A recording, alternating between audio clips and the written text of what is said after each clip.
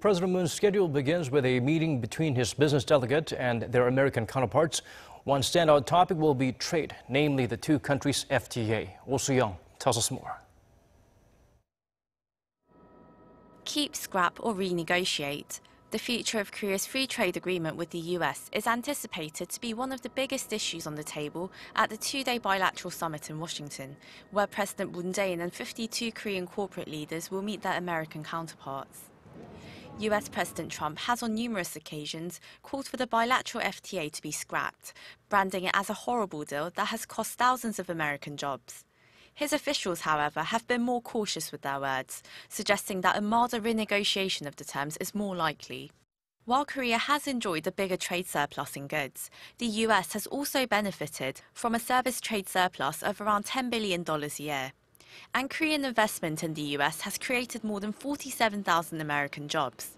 So more than the FTA, experts say the real issue is that of Washington's import restrictions, which could directly hit Korean businesses.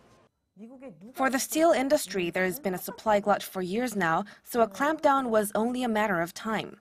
The bigger concern is that, as seen in the case of Whirlpool and solar energy industry, more and more American firms could join the bandwagon in filing for protection against foreign competitors, especially those in the petroleum and chemical sectors, which are sensitive to price competition. Experts say Korean officials should emphasize how the FTA has benefited the US, while corporate leaders could show their commitment to helping boost American production and jobs.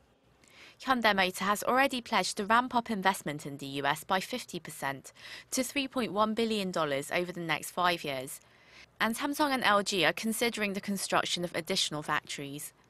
As another way to prevent a backlash against Korean businesses, experts say Korea could consume more American goods. Korea imports almost 98% of its crude oil from the Middle East, but as a means of reducing our dependency and a practical gesture to reduce our trade surplus with the U.S., we could import American shale gas.